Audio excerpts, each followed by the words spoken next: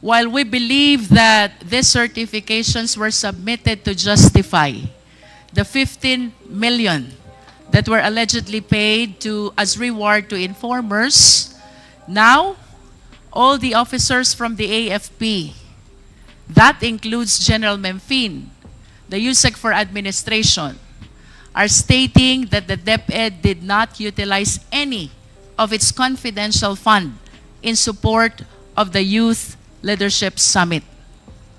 These statements, Mr. Chair, are completely contradictory to what DepEd has made the COA believe. Having been supported by DepEd, 15.54 million po ang amount that the DepEd is trying to justify in making use of the certifications that were submitted by the AFP. If you are saying, General Memphine, na walang nirelease na pondo ang DepEd dito po sa Youth Leadership Summits, saan po ginastos yung 15 million? Enzo Recto, kalaban ang katiwalian at kasinungalingan, kakampi sa katotohanan at kabutihan. You mentioned a while ago, Colonel Boransing, Yes. you were using the fund of the Philippine Army. You confirm that? Yes, Mr. Are you sure? Yes, sir. Yes, Mr. Chair. For the 8 YLS Yes, that Mr. were Chair. conducted, you used the fund of the Philippine Army. For our participants, we used the Philippine Army. For the students, they used the local government unit funds, Mr. Chair. Okay, that is clear. Mr. Chair, I just wish to manifest the statement of Colonel Boransing that during the Youth Leadership Summit, for the military, they are using their military fund, and for the children or the youth, they are using the LGU fund. Mr. Chair, if I may. Please continue. Yes. They use some use the provincial local government funds, and the municipalities. Some delegates also are using the municipal LGU funds. And for the participants from the other stakeholders, from DepEd, from BIDEA, from the police, of course, they use their own funds. So it's really a multi-stakeholder. In other youth words, fund. Mr. Chair, a lot of offices and agencies are using their respective funds for intelligence in conducting the Youth Leadership Summit. This is your statement, Colonel Boransing. I didn't say intelligence funds, ma'am. What I said was, like for instance, for their billeting, for the hotel, they have to pay from their own agency funds. For their food, they have to pay po. What is clear, there are different offices Involved. who in this. shoulder their respective expenses Yes, Mr. for the Chair. purpose of Youth Leadership Summit. Yes, Tama? Mr. Chair, yes. In other words, it is not only the DepEd Yes, Mr. Chair. who spends its confidential fund. I have no knowledge of what their source of funding is. But in as far as you are concerned, kanya-kanyang gastos ang KKB. iba't ibang opisina. KKP po. And for the children, the youth, you said it is being shouldered by the LGU. Tama? Yes, Mr. Chair. Thank you, Colonel. May we request Lieutenant Colonel Panopio? Colonel Panopio, you are recognized. Good afternoon, Mr. Chairman, Your Honor. Colonel, I have with me another certification bearing the signature of Magtanggol Panopio. Is this your signature? Yes, Your Honor, Mr. Chairman. On this certification, you certified 205 youth students from different schools. 3 youth leadership summits held in the provinces of Bulacan, Nueva Ecija, and Zambales. You confirm this? Yes, Mr. Chairman, Your Honor. And similar to my question to Colonel Buransing and the other Lieutenant Colonel, nakalagay po sa certification nyo, to whom it may concern, to sa taas, sa baba, for the commander. Kanino po ba talaga naka-address itong certification nyo? This is addressed to DepEd, ma'am. May I explain for the commander, ma'am? And can you please kindly be particular? Who in DepEd? Ang dami po nila sa DepEd. Sino po sa DepEd ang kausap nyo when you submitted this certification? Yusek Nolasco Bempin, ma'am. That's Yusek Mempin. Okay. And can you please substantiate as well the 3 youth leadership summit that you conducted in your province? Ikaw ba nakaparticipate dito? Your Honor, Mr. Chairman, hindi po kami nag-participate specifically because as a staff, we are just supervising and monitoring the activities of the Youth Leadership Summit. So because- similar to Colonel Buransing, you are just aware of the occurrence, but you were not part of the event. Yes, Your Honor, Mr. Chairman. And with respect to the expenditures for similar programs, would you confirm the statement of Colonel Buransing na Yes, ang Your Honor. mga opisinang participants ay kanya-kanya ng gastos? Yes, Your Honor, Mr. Chairman. And with respect to the participating children and students thereat, tama po ba yung sinabi ni Colonel Buransing, LGU ang sumusuporta sa expenses nila? Yes, Your Honor, Mr. Chairman. Are you sure? Yes, Your Honor, Mr. Chairman.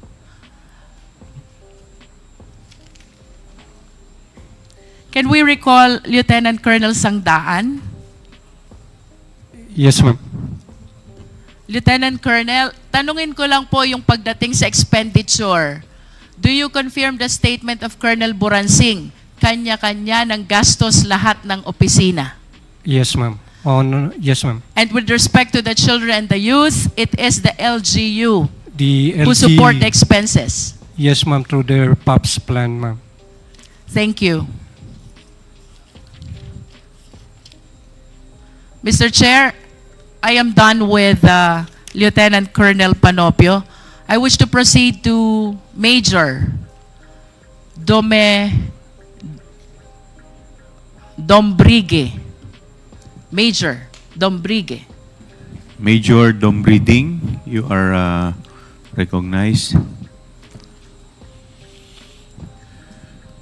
Have you taken your oath, Major? Nakapag-take na po kayo ng oath. Okay po. Major, meron po kayo ditong submission prepared by you, certified by Lieutenant Colonel Panopio. This is about the Joint 7th Infantry Division DepEd Anti-Insurgency Campaign from January 1, 2023 to December 31, 2023.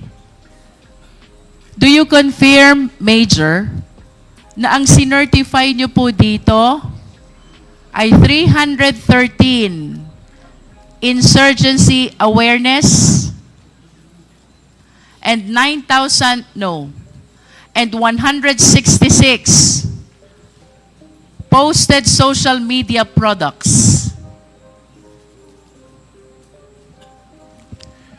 Good afternoon po. Yes, ma'am, Mr. Chair. Through that data was based on the reports of our line units. Ang kasama po dito, Brigada Eskwela, insurgency awareness, environmental protection, shared and posted social media products. And then you also have number of health-related activities. Ang dami po nito, Major.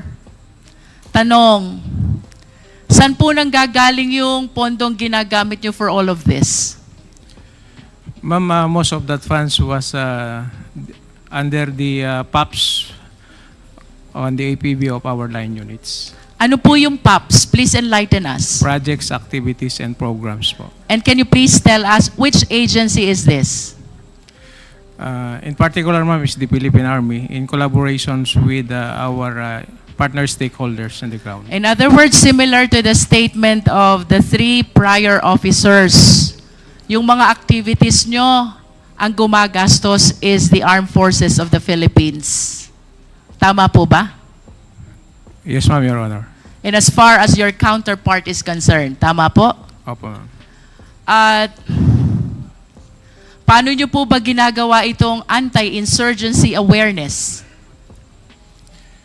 Ma'am, Your Honor, in partnership with the different schools and local government units, our line units is conducting intensified information awareness drives on security awareness, ma'am. How about the social media posts? Paano nyo po ba ginagawa to? Utilizing the social media platforms of our infantry divisions and our line units, ma'am, we cross-post social media products of the AFP units and to include, ma'am, the other agency social media products. Rough estimate lang po, Major. Sa tingin nyo po itong mga reported activities nyo na to, total of 9,712, the activities I mentioned earlier. If you're aware, mga magkano po ang nagastos na pondo ng AFP dito? Ma'am, with that figure, the number of anti-insurgency flyers distributed, a very minimal expenses lang po dahil printed flyers lang po ito dun with the bond paper po. You're During saying our awareness minimal. drive. You're saying minimal. Minimal expense. You said that? Yes, ma'am. And it will no way reach 15 million. Tama? Hindi po, ma'am. Hindi. Hindi po. No way. No way. Thank you. Mr. Chair, gusto ko pong balikan si General Mempin. General Mempin, you are I'm about to recognized. wrap up, Mr. Chair. Yes, Your Honor, Mr. Chair. General, kanina po sabi nyo, hindi nyo alam yung confidential fund. You That's still correct. confirm that?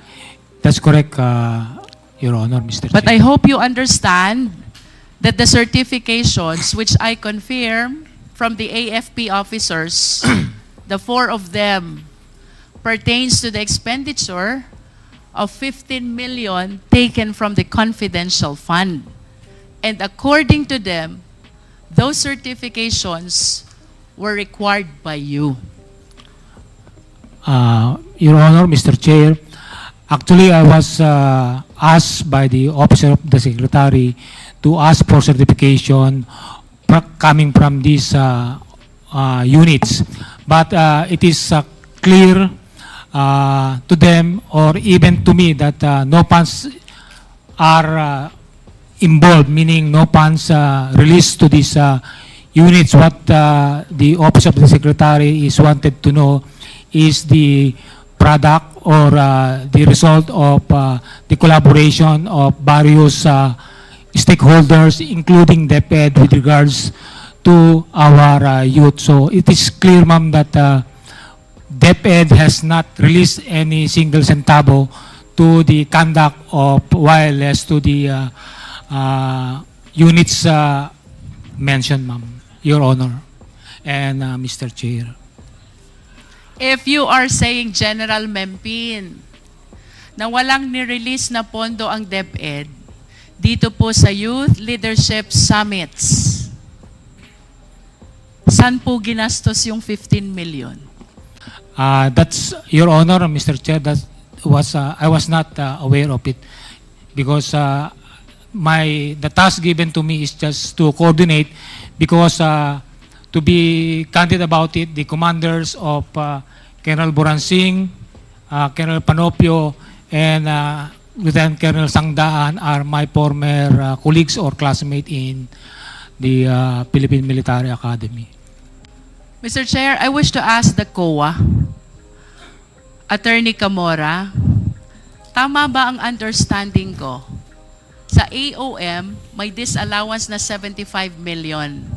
out of 75 million, you are asking for supporting documents of the 15 million which were paid as rewards to informers. Attorney Camora, you are recognized. Yes, Mr. Chair. And in response to that supporting documents, the DepEd submitted these certifications about the Youth Leadership Summit. Tama ba? Yes, Mr. Chair. In other words, these certifications submitted by the AFP officers are being used as justification for the 15 million utilization paid as reward to informers. Tama po ba? Yes, Mr. Chair. General Mempin, your statement is completely contradictory to the stand and position of COA. Your Honor, Mr. Chair, as I previously mentioned, the only task given to me is to coordinate to my colleagues in the active service of the Philippine Army to have a report on the conduct of Youth Leadership Summit. But as to the utilization or disbursement of 15 million payment to informers, I was not made aware of it, and I have no knowledge that this certification is for the payment of informers. Your Honor and Mr. Chair. General Mempin, I understand we also have Major General Bahaw. You have a letter here, General Bahaw. This is about the 9 Youth Leadership Summits. Kanino nyo po ito in-address? Good morning, ma'am. Good morning, Mr. Chair. May I be recognized? Major General Bahaw, you are recognized. Thank you, Mr. Chair. Ma'am, I addressed the letter to Yusek Nolasco Mempin po, updating him of the YLS conducted in my division then. And similar to the questions that were propounded to the 3 other AFP officers, kapag ho ba nagwa-YLS kayo, sinong gumagastos?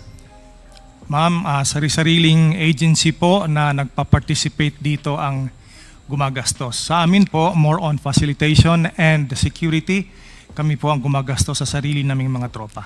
And with respect to the children and the youth who are the participants, do you confirm what they said already? LGU ang gumagastos? Yes, ma'am.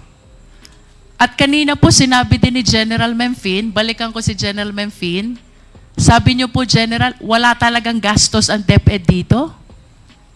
To You be stated clear, that kanina. because as I was asked if the confidential funds is used for the conduct of wireless, so it's clear that no funds is downloaded or given to the Philippine Army for the use of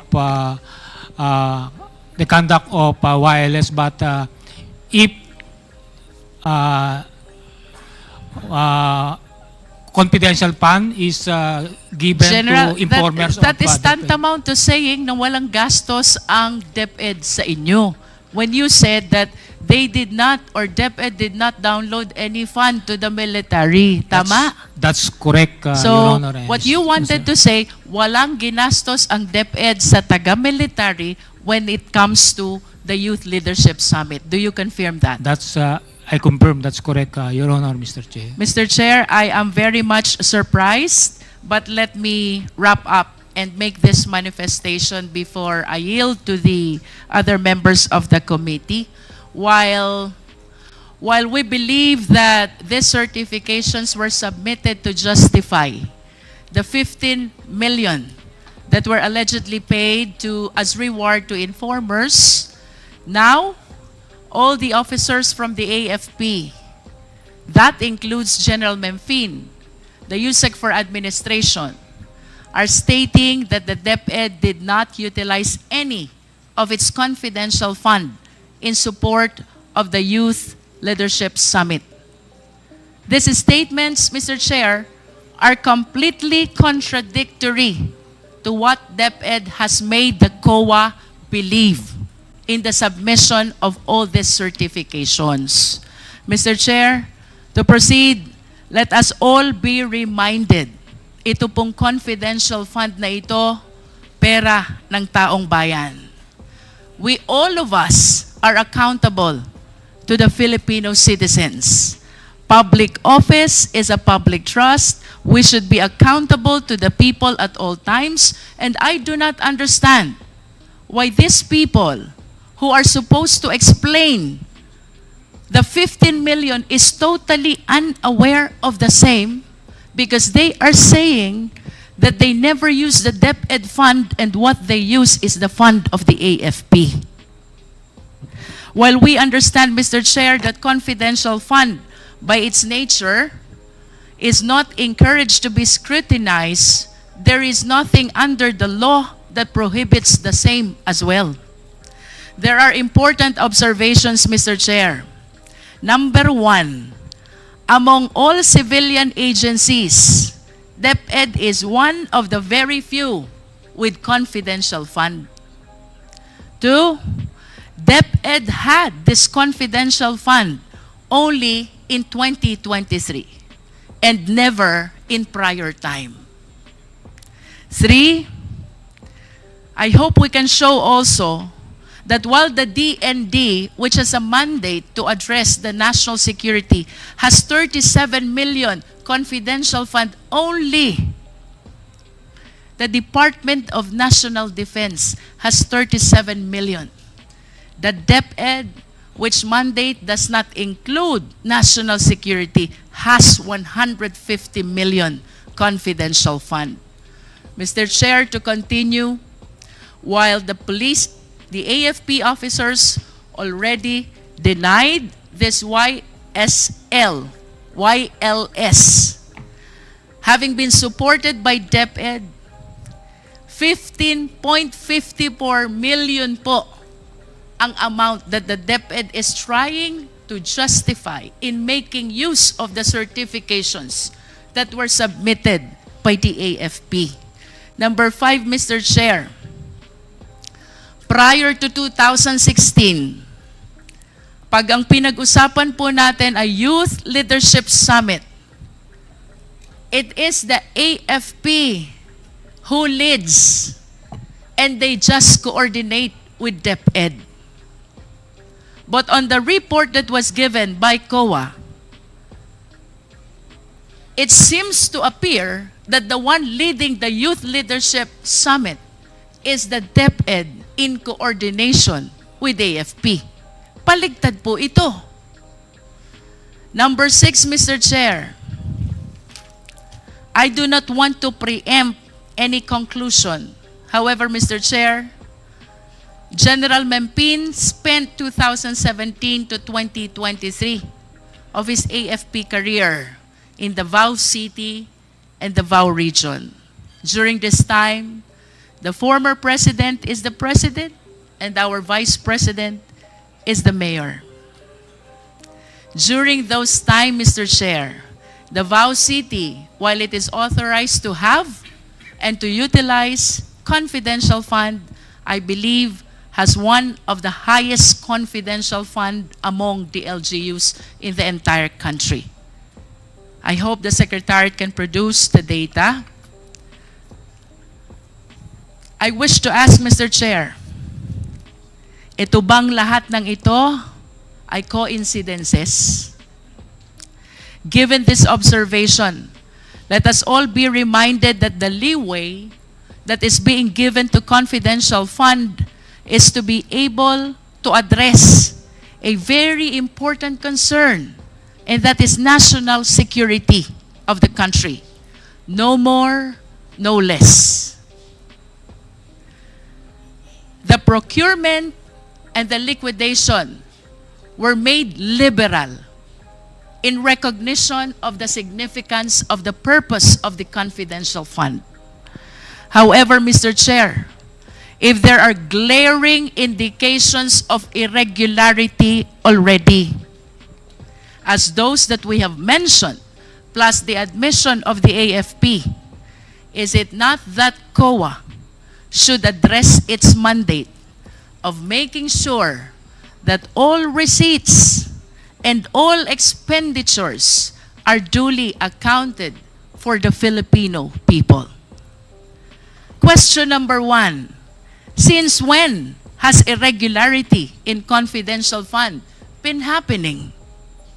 2. What has COA done so far with respect to its accounting rules in order to address the irregularity? And 3.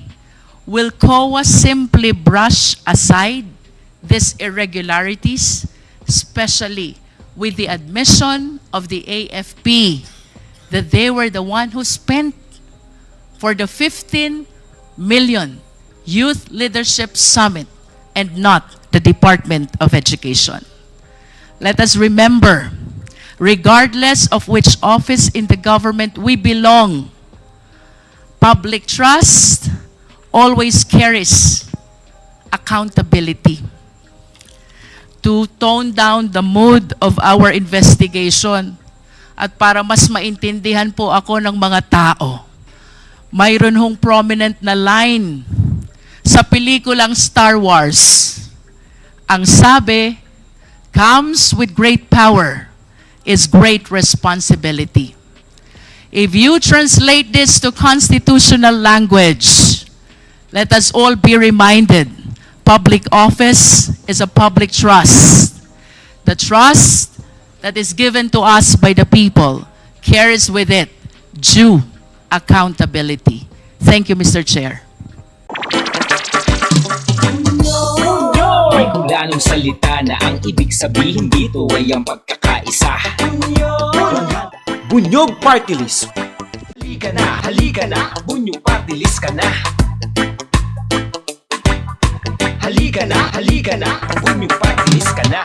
Sa susunod, ang atinang suportahan, Bunyog Party List, nagtataguyod ng katotohanan, lumalaban para sa bayan.